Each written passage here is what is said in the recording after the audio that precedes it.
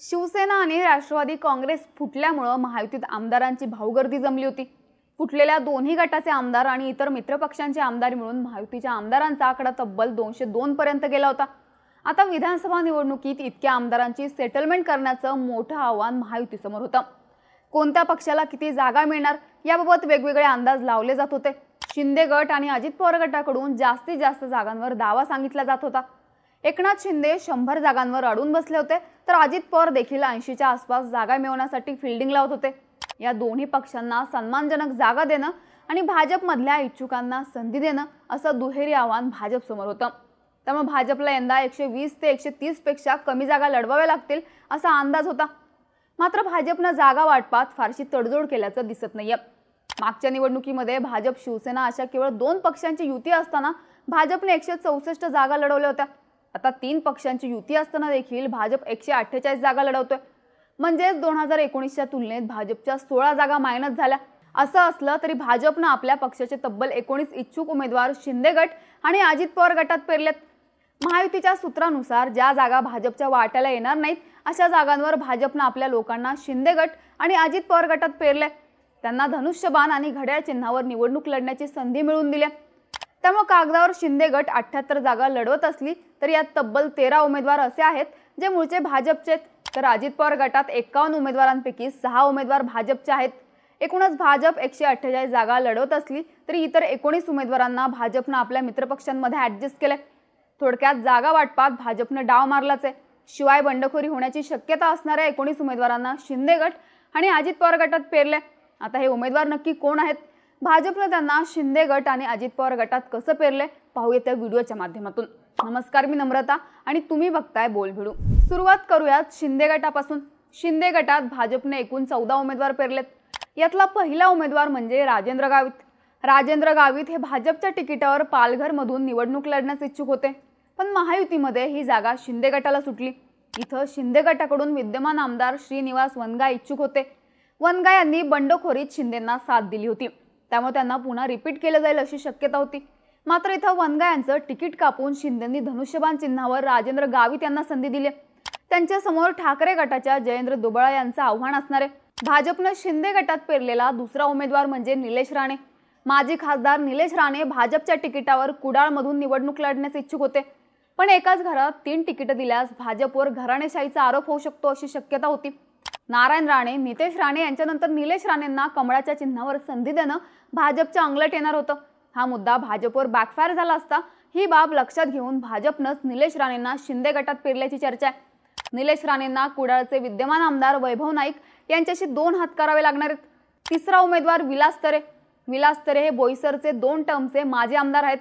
ते शिवसेनेच्या पाठिंब्यावर बवियाकडून निवडून यायचे, पण लोकसभा निवडणुकीच्या तोंडावर तरे यांनी भाजपमध्ये प्रवेश केला। पालघरमधून लोकसभेच्या तिकिटासाठी देखील त्यांनी चाचपणी केली होती।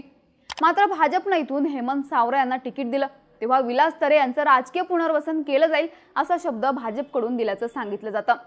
आता शिंदे गटातून त्यांना तिकीट देण्यात आलं। त्यांचा सामना ठाकरे गटाच्या विश्वास वाळवी यांच्याशी असणार आहे। भाजपनं शिंदे गटात पेरलेला चौथा उमेदवार म्हणजे मुर्जी पटेल। मुर्जी पटेल हे देवेंद्र फडणवीसांचे निकटवर्तीय मानले जातात। त्यांना शिंदे गटाकडून अंधेरी पूर्वमधून तिकीट देण्यात आलं। अंधेरी पूर्वचे दिवंगत आमदार रमेश लटके यांच्या निधनानंतर इथं पोटनिवडणूक पार पडली होती, तेव्हा देखील मुर्जी पटेल इथून निवडणूक लढण्यास इच्छुक होते। भाजपकडून त्यांच्या नावाची अधिकृत घोषणा देखील करण्यात आली होती। मात्र रमेश लटके यांच्या निधनानंतर त्यांच्याच पत्नी ऋतुजा लटके मैदानात असल्यानं राजकीय नैतिकता दाखवत पटेल यांनी माघार घेतली। आता शिंदे गटाकडून त्यांना मैदानात उतरवण्यात आलं। त्यांच्या पुढे ठाकरे गटाच्या ऋतुजा लटके यांचं आव्हान असणार आहे। भाजपनं शिंदे गटात पेरलेला 5वा उमेदवार म्हणजे शायना एनसी। शायना एनसी यांना भाजप परळीतून आदित्य ठाकरेंविरोधात मैदानात उतरवेल असं बोललं जात होतं। त्यांच्या नावाची जोरदार चर्चा देखील झाली, पण शायना एनसी यांचा पक्ष आणि मतदारसंघ दोन्ही बदलण्यात आले। त्यांना मुंबादेवी मतदारसंघातून धनुष्यबाण चिन्हावर निवडणुकीच्या रिंगणात उतरवण्यात आले। त्यांचा सामना काँग्रेसचे विद्यमान आमदार अमीन पटेल यांच्याशी असणार आहे। भाजपनं शिंदे गटात पेरलेला 6वा उमेदवार म्हणजे अमोल खताळ। अमोल खताळ हे मूळचे भाजपचे, ते विखे पाटील यांचे निकटवर्तीय मानले जातात। त्यांना संगमनेर विधानसभा मतदारसंघातून तयारी करण्याचे आदेश देण्यात आले होते, पण वाटाघाटीत ही जागा शिंदे गटाला सुटल्यानं भाजपनं त्यांची सेटलमेंट शिंदे गटात केल्याची चर्चा आहे। त्यांच्या समोर काँग्रेसचे ज्येष्ठ नेते बाळासाहेब थोरात यांचं आव्हान असणार आहे। भाजपनं शिंदे गटात पेरलेला 7वा उमेदवार म्हणजे संतोष शेट्टी. संतोष शेट्टी हे भाजपचे विधानसभा निवडणूक प्रमुख होते. त्यांना शिंदे गटाकडून भिवंडी पूर्वमधून तिकीट देण्यात आले. मागच्या 4 वर्षांपासून संतोष शेट्टी इथून तयारी करतात. त्यांनी स्वतंत्र वॉर रूम तयार करून मतदारांशी संवाद आणि संपर्क ठेवला होता. 27 तारखेला त्यांनी भाजपमधून शिंदे गटात प्रवेश केला. दुसऱ्या दिवशी त्यांना उमेदवारी जाहीर करण्यात आली. मवियाकडून अजून इथला चेहरा ठरलेला नाहीये. भाजपने शिंदे गटात पेरलेला 8वा उमेदवार म्हणजे अजित पिंगळे. अजित पिंगळे यांना शिंदे गटाकडून धाराशिवमधून तिकीट देण्यात आले. ते भाजपचे तालुका अध्यक्ष होते. धाराशिवची जागा भाजपला सुटावी असा त्यांचा प्रयत्न होता. मात्र ही जागा शिंदे गटाला सुटली. त्यामुळे त्यांनी शिंदे गटात प्रवेश करून इथून उमेदवारी मिळवली. त्यांचा सामना ठाकरे गटाच्या कैलास पाटील यांच्याशी होणार आहे. भाजपनं शिंदे गटात पेरलेला 9वा उमेदवार म्हणजे दिग्विजय बागल. मकाई साखर कारखान्याचे अध्यक्ष असलेले दिग्विजय बागल भाजपसोबत होते. करमाळ्याची जागा भाजपला मिळावी यासाठी त्यांचा प्रयत्न होता. मात्र महायुतीतल्या जागेच्या ऍडजस्टमेंटसाठी त्यांना शिंदे गटात प्रवेश करून धनुष्यबाण हाती घ्यावं लागले. त्यांची लढत राष्ट्रवादी शरद पवार गटाच्या नारायण पाटील यांच्याशी होणार आहे. इथून विद्यमान आमदार संजय मामा शिंदे हे देखील अपक्ष निवडणुकीच्या रिंगणात असतील. भाजपनं शिंदे गटात पेरलेला 10वा उमेदवार म्हणजे विठ्ठलराव लंघे. सोमवारी एकनाथ शिंदेंनी विठ्ठलराव लंघे यांना नेवासामधून उमेदवारी जाहीर केली. लंघे हे भाजपचे जिल्हाध्यक्ष होते. नगर जिल्हा परिषदेचे माजी अध्यक्ष राहिलेले विठ्ठलराव लंघे यंदा नेवासामधून कमळाच्या चिन्हावर निवडणूक लढण्यास इच्छुक होते. आता त्यांनी शिंदे गटात प्रवेश करत उमेदवारी मिळवली. त्यांच्या समोर शिवसेना ठाकरे गटाच्या शंकरराव गडाख यांचं आव्हान असणार आहे. भाजपनं शिंदे गटात पेरलेला 11वा उमेदवार म्हणजे आनंद भरोसे.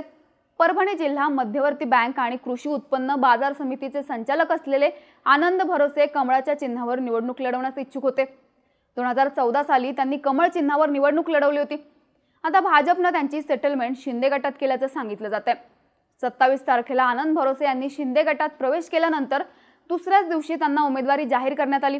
त्यांचा सामना ठाकरे गटाच्या राहुल पाटील यांच्याशी असणार आहे. भाजपने शिंदे गटात पेरलेला 12वा उमेदवार म्हणजे बहिराम शिरस्कर. शिरस्कर हे बाळापूरचे 2 टर्मचे माजी आमदार आहेत. 2 वर्षांपूर्वी त्यांनी राष्ट्रवादीतून भाजपमध्ये प्रवेश केला होता. यंदा बाळापूरच्या जागेसाठी त्यांनी फिल्डिंग लावली होती. मात्र ही जागा शिंदेंना सुटणार असल्याचं लक्षात आल्यानंतर त्यांनी शिंदे गटात प्रवेश केला. आता त्यांचा सामना उद्धव ठाकरे यांचे निष्ठावंत नितीन देशमुख यांच्यासोबत असणार आहे. भाजपने शिंदे गटात पेरलेला 13वा उमेदवार म्हणजे संजना जाधव. संजना जाधव या भाजपचे ज्येष्ठ नेते आणि माजी केंद्रीय मंत्री रावसाहेब दानवे यांच्या कन्या आहेत. त्यांना एकनाथ शिंदे यांनी कन्नड विधानसभा मतदारसंघातून तिकीट दिले. त्या देखील कन्नड विधानसभेतून भाजपच्या तिकिटावर इच्छुक होत्या. मात्र भाजपनं रावसाहेब दानवे यांचे पुत्र संतोष दानवे यांना भोकरदनमधून तिकीट दिले. स्वतः दानवेंना जालन्यातून खासदारकीला तिकीट दिलं होतं. एकाच घरात तिघांना तिकीट देता न आल्यानं भाजपनं संजना जाधव यांना धनुष्यबाणाच्या चिन्हावर उतरवल्याची चर्चा आहे. हे होते भाजपचे 13 उमेदवार ज्यांना धनुष्यबाण चिन्हावर संधी देण्यात आली आहे. आता भाजपनं अजित पवार गटात कुणाला पेरले ते देखील बघूयात. भाजपनं अजित पवार गटात पेरलेलं पहिलं नाव म्हणजे संजय काका पाटील. संजय काका पाटील हे भाजपचे 2 टर्मचे माजी खासदार आहेत. यंदा भाजपनं त्यांना लोकसभेला रिपीट केलं होतं, पण त्यांचा पराभव झाला. आता भाजपनं संजय काका पाटील यांचं अजित पवार गटात पुनर्वसन करून त्यांना तासगाव कवठे महाकाळ मतदारसंघातून संधी दिली आहे. त्यांच्या समोर आर पाटलांचे पुत्र रोहित पाटील यांचं कडवं आव्हान असणार आहे.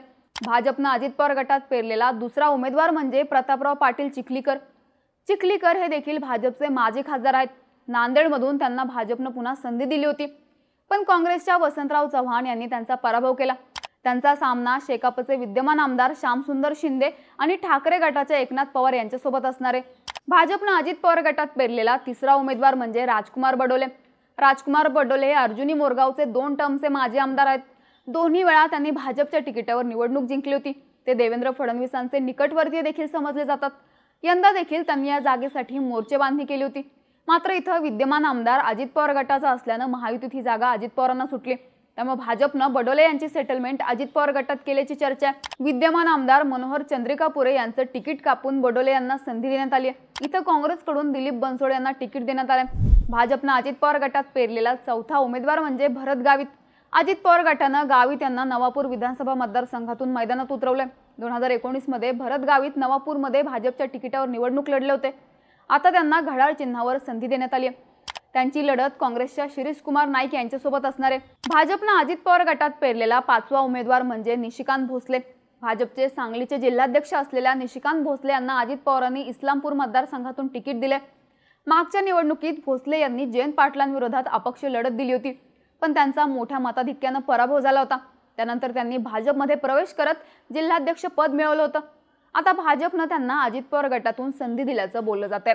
त्यांच्या समोर शरद पवार गटाच्या जयंत पाटील यांचं कडवं आव्हान असणार आहे। भाजपनं अजित पवार गटात पेरलेला 6वा उमेदवार म्हणजे सचिन कांबळे पाटील।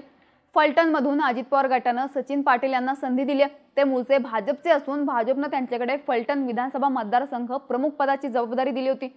ते माजी खासदार रणजित नाईक निंबाळकर यांचे निकटवर्तीय मानले जातात। ही जागा भाजपला सुटावी यासाठी दोघांनी प्रयत्न केले होते, पण महायुतीच्या सूत्रानुसार ही जागा अजित पवार गटाला सुटली। त्यामुळे इथल्या इच्छुक उमेदवाराला भाजपनं अजित पवार गटातून संधी दिल्याचं बोललं जातंय। एकूणच ही सगळी यादी पाहिली तर भाजपनं आपल्या पक्षाचं डॅमेज कंट्रोल करत आपल्या पक्षातील इच्छुक उमेदवारांना शिंदे गट आणि अजित पवार गटात प्लेस केलंय। त्यामुळे कागदावर भाजपचे 148 उमेदवार निवडणुकीच्या रिंगणात दिसत असले तरी इतर 19 उमेदवार शिंदे गट आणि अजित पवार गटातून निवडणूक लढताना दिसतात। भाजपच्या या स्मार्ट खेळीबद्दल तुम्हाला काय वाटतं? तुमच्या प्रतिक्रिया कमेंट करून नक्की सांगा आणि अशाच राजकीय घडामोडी विस्तारानं पाहण्यासाठी बोल व्हिडिओला नक्की सबस्क्राईब करा।